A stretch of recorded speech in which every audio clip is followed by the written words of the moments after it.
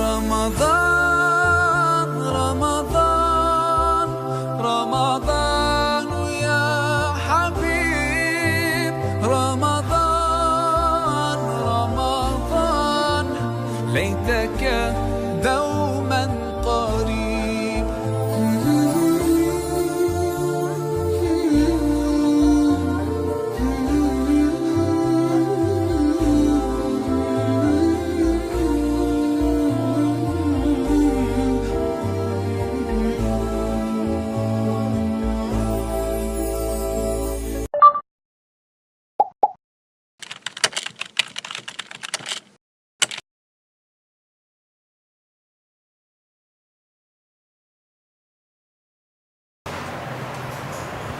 بسم الله الرحمن الرحيم وسائر الصحة والنور وإذن وذي أن برنامجكي مفاتيح النجاح ما أنتم قاعدين قيبتي أفراد أو الاتصال أما communication كو wuxuu ka qayb qaataa guusha qofka sababtoo ah qofka doonan aqoonin how to communicate sidoo dadku ula xiriiro oo dadku u qanciyo haduunan aqoonin waxay taasi sababsanaysaa inuu isla markii qofkii caroon karo ama wax baabi'in karo ama dhib keeni karo communication ku waa way oo lagu gaaro success ama guusha lagu gaaro weeyaan waxay raadaan qofku haduu yahay nin communication kiisu aad iyo aad u fiican yahay oo si sax ah dadku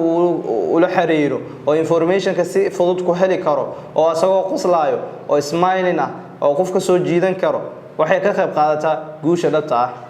waxa jiro madax aad iyo aad u fara badan oo dadka markay qancinayaan ay qoslaan sababta waxa keentay waa the best communication wax weeyaan smiling weeyaan waa qosol waxaad aragtaa qof saaxiibka maanta hadii aad isku dhacsan tihiin oo markuu ka hor imaado hadaad u qosasho isla markii uu ku salaamaya asagana uu ku qoslaya communication marka wuxuu ka qayb qaataa dadka inaad soo jiidatid hadhow dadka hadaad soo jiidatidna waa dadkii kugu saacidi lahaa guushi qaabka u gaari lahayd communication ku waxa raada waa way oo qofku ku gudbinayo information kiisa oo waxay ka bilaabataa qof information gudbinayo iyo qof xogtii helaya information marka waxa dhexda ku jiro qofkan inuu fahmay in kale lagu ogaada feedback ama waxyaalaha uu soo celinayo qofka information ku waxa qariib kara noise ama buuq ama wax soo dhaxgala information oo burburiya communication ku marka wuxuu ka bilaawdaa qof dira iyo qof hela wuxuuna lagu ogaada in si fiican loo fahmay feedback qofka ka imaanayo waxana burburiyo noise ama buuq ama wax soo gala communication ka waxa raada information ku waa everywhere meel walba joogta data xogta meel walba laga helaa qofku markii aad rabtid inaad mishiintida xataa information kiisa ayaa raadisaa why waxaad rabtaa inaad heshid xog oo qofkan ku saabsan hadaf ayaad dhigatay hadafkaas hadaadan ogeyn meelaha laga helo hadafkaagi meelaha laga ogaarsada hadafkaagi iyo dadka ku siinaayo fikradaha fiican oo information kaas aadan soo ogaan karin waxay dhibaato ku tahay caqabada ku tahay guushaada waxa saaciidayo communication ka ama skill ka xirfada communication ahaaneed ama xiriir ahaaneed aad taqaano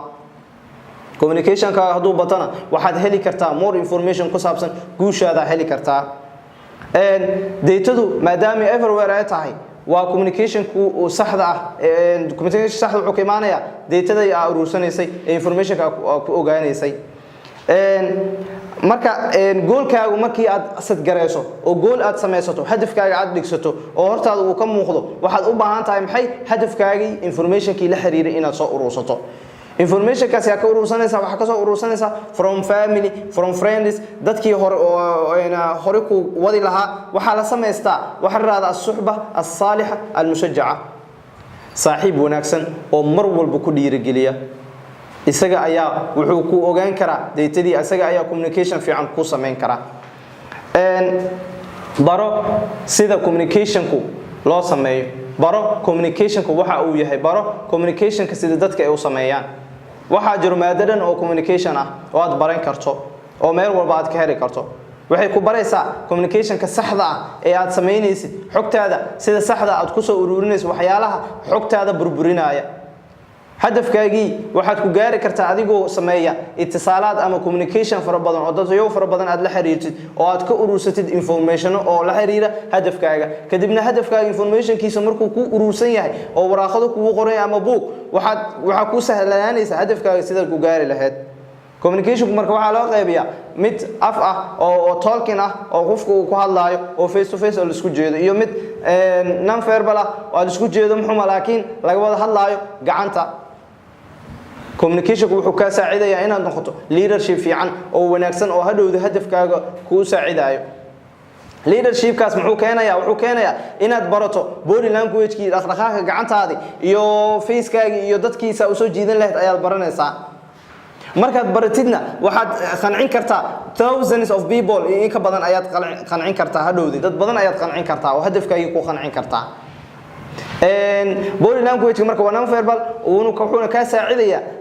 sidaad adiga dadka ku soo jiidan lahayd smiling is a body language weeyaan oo kamid ah qofka ku soo jiidan kartid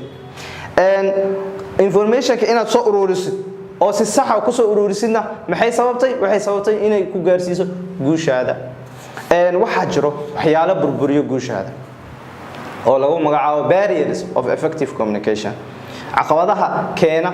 barrierka distortion ku sameeya ee burburiya communication-ka waxa kamid ah mid emotional qofku isku mid maaha markuu faraxsan yahay communication-ka uu sameeynaayo ama xiriirka uu sameeynaayo iyo markuu xanaaqsan yahay xiriirka uu sameeynaayo qof indha guduudan oo budu sita haduu ka hor imaado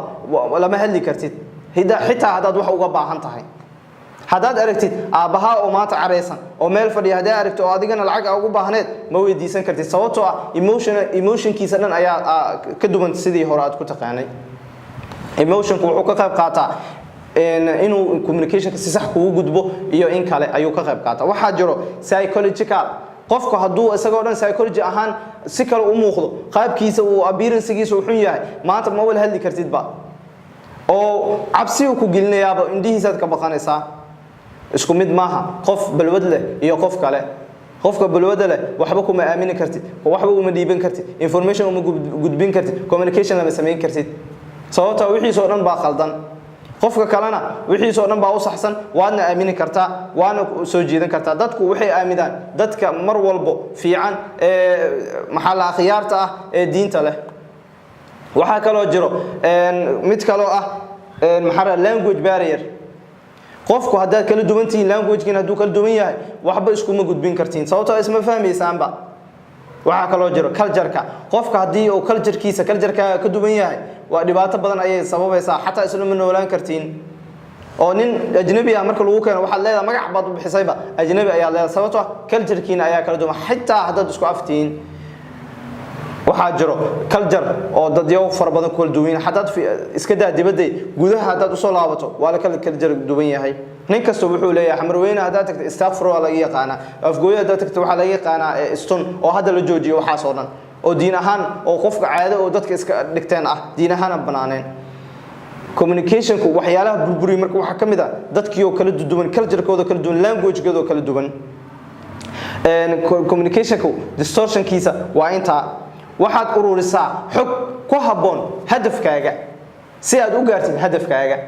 al-ittisaalaat ama communication-ku waa way of success waayo wuxuu ku saacidayaa hadafkaagii wixii la xiriiro oo dhan information relevant la aha oo dhan inaad soo urursato oo aad meel ku xafidato hadhoodina hadafkaagii meesha ayaad ku gaaraysaa sidaas ayaad gaaraysaa maanta waxaan qaadanay al-ittisaal ama al-ittisaalaat communication waxa weeyaan waa weeyigi guusha lagu gaari lahaa ururso xogta kuwa habooneed ee guusha ugu gaari lahayd kadibna guushaaga ku saacid isku dayana guushaaga si fudud ku gaarto casharada waa sii wadi doonaa insha Allah. Assalaamu calaykum waraxmatullaahi wabarakaatuh.